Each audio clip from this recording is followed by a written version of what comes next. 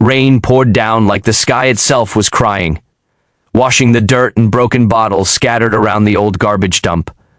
The night was cold, cruel, and heavy with silence, except for the low growl of a black car that had just pulled over near the edge of the road. Inside the car, a woman in her mid-30s sat with a hard, cold expression. Her hands gripped the steering wheel tightly, her red lipstick smudged from yelling. In the back seat, a little girl of 7 sat quietly, clutching a small, worn-out teddy bear. Her eyes were red, her lips trembling, and her heart was pounding fast, though she didn't understand why her stepmother had suddenly driven her here in the middle of the night. The car door opened with a sharp metallic sound, and the woman's voice sliced through the rain. "Get out, Mia! I'm done raising someone else's burden." Her words were colder than the storm itself. The little girl froze, her small fingers digging into her teddy. "Please, I'll be good, Mama," she whispered softly, her voice shaking. But the woman didn't even look at her. With a heavy sigh filled with frustration and anger, she turned away. "Don't call me that. I'm not your mother," she snapped, pushing open the door wider. Out.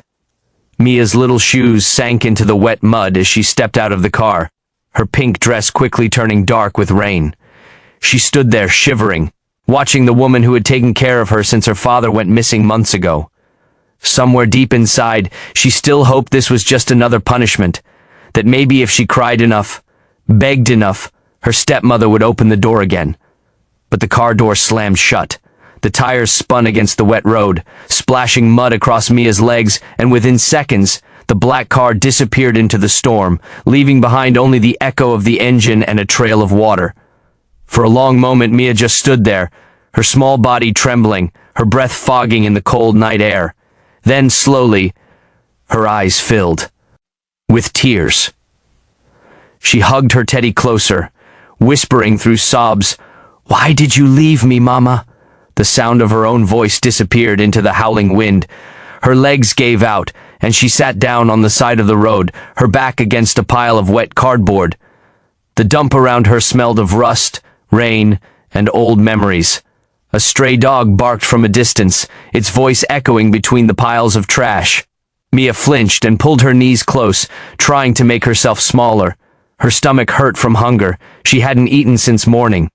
Her little fingers traced the worn fur of her teddy bear, the only thing her real father had given her before he went away for work. "Daddy said he'd come back," she murmured, her voice barely a whisper now, swallowed by the storm. "He promised." She looked up at the dark sky as if hoping the stars might answer her, but there were none, just clouds and rain. The hours crawled by. Each drop of rain felt heavier than the last. Her hair stuck to her cheeks, her lips trembled, and her eyes began to close from exhaustion. She thought of her father's warm hands, the way he used to carry her on his shoulders, how he'd always tell her, "Even when you can't see me, I'm never far." But tonight, he felt farther than ever. She hugged her teddy tighter and tried to smile, whispering, "He'll come for me. He always does."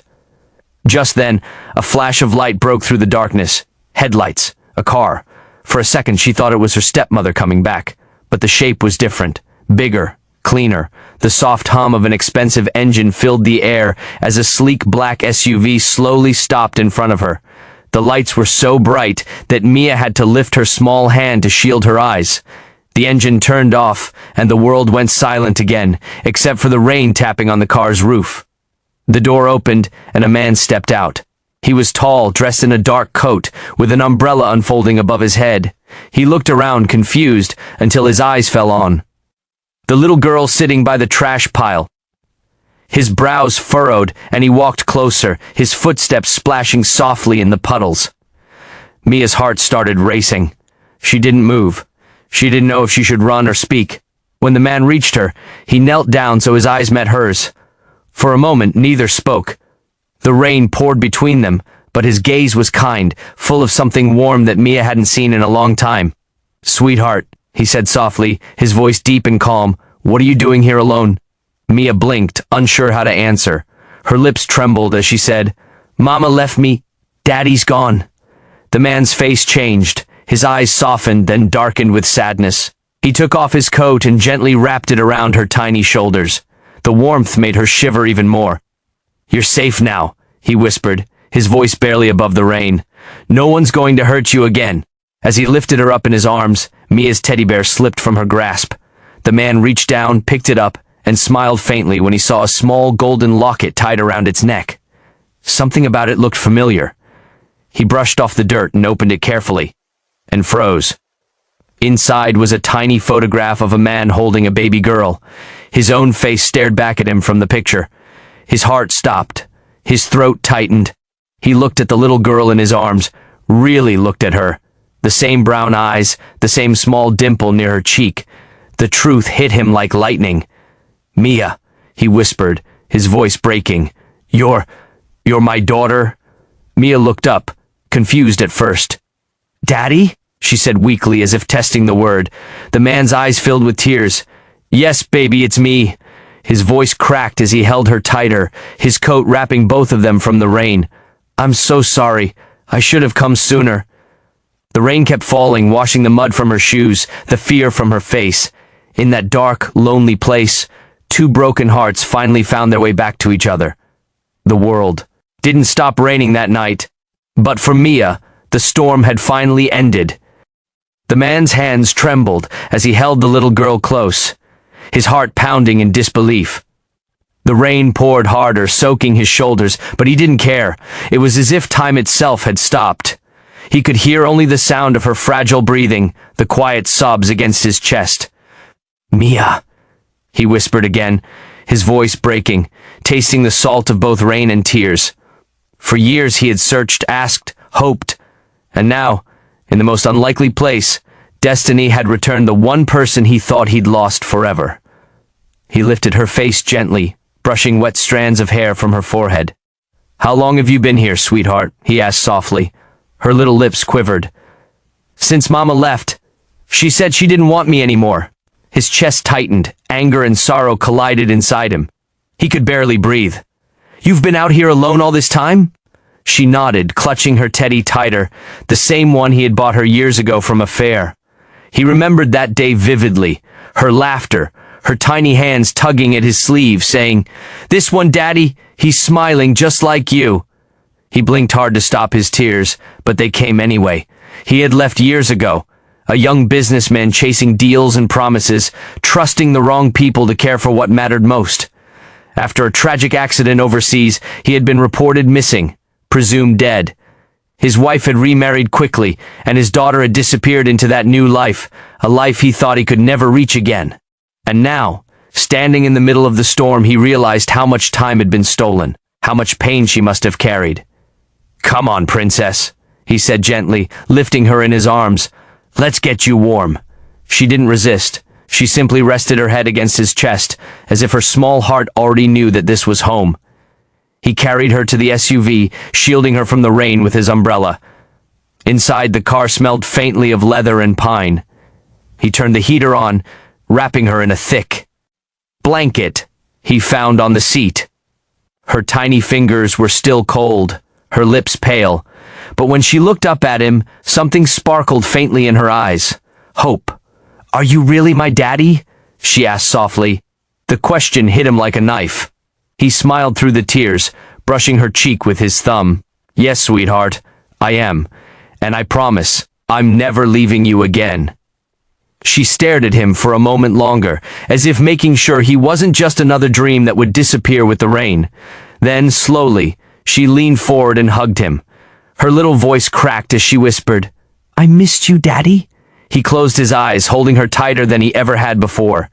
For the first time in years, the ache in his heart eased. All the money, the success, the endless meetings, none of it meant anything compared to this tiny heartbeat against his chest. He looked out the window, watching the rain soften, as if even the sky was tired of crying. He started the engine and drove slowly toward the city.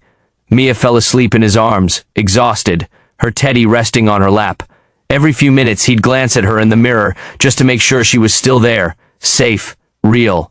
When they reached his mansion on the hill, he carried her inside, past the grand marble foyer that suddenly felt too cold, too empty for such a moment. He walked straight to the living room, where a fire flickered faintly in the fireplace. He sat down with her on the couch, covering her with a soft blanket. She stirred slightly, whispering in her sleep, Don't leave me, Daddy. He brushed her hair and said quietly, Never again, baby, never again. His voice cracked, the words heavier than any vow he'd ever made. The butler entered the room, shocked to see his employer drenched and holding a child. Sir, should I? The man raised a hand gently. Please bring warm soup and some dry clothes, and call Dr. Harris. She's weak. The butler nodded quickly, understanding there was something sacred in that moment, something beyond explanation. Minutes later, Mia sat on the couch, wrapped in a new blanket, sipping warm soup while her father knelt beside her. He couldn't stop looking at her, memorizing every tiny detail, the curve of her nose, the dimples that appeared when she tried to smile. You're just like your mother, he whispered without meaning to. Her eyes lifted. You knew Mama? He hesitated, a soft ache tightening his chest. Yes, sweetheart, she was my world, before I lost both of you. The truth burned, but he couldn't let the past steal any more moments. You're safe now, he said again. This is your home. No one will ever hurt you again. She smiled faintly, her eyes glimmering with tears. Can I sleep here tonight? He chuckled softly, wiping her cheeks. You can sleep here every night, for as long as you want. As the fire warmed the room, he sat beside her, listening to her soft breathing. He couldn't believe how life had twisted, how fate had brought him to that dump at the exact moment she needed him most. If he'd taken a different road, or been a minute late, she might have been lost forever. That thought broke him. He covered his face and wept quietly, not from sadness but from gratitude, for second chances, for grace, for the strange kindness of destiny. The next morning, sunlight streamed through the tall windows. Mia opened her eyes slowly, confused at first by the grand room around her. Then she saw her father sitting nearby, holding a cup of coffee, watching her with a smile that reached his eyes. Good morning, princess, he said softly. She smiled back. It's not raining anymore. He nodded, his heart swelling. No, sweetheart, the rain's gone. She climbed into his lap and rested her head against his chest, listening to his heartbeat. It was steady, warm, safe, the sound of home. Can we plant flowers here? She asked suddenly. He laughed, surprised. Flowers? She nodded seriously. Mama said flowers grow better when people love them. He smiled and kissed her forehead. Then we'll fill this whole garden with them. Outside, the world looked different. Brighter, gentler, alive. The man stood by the window, holding his daughter close, realizing that sometimes the richest hearts are born from the poorest moments. He had spent years building empires, buying houses, earning titles, but nothing compared to the feeling of a tiny hand holding his. For the first time, he truly understood what it meant to be blessed. He whispered quietly, more to himself than anyone else. Sometimes, destiny doesn't take from us. It just waits for the right moment to give it all back. Mia smiled sleepily, her fingers curled around his. The storm had ended, but in their hearts, something far greater had begun. A new life built not on wealth or power, but on love, kindness, and the miracle of being found again.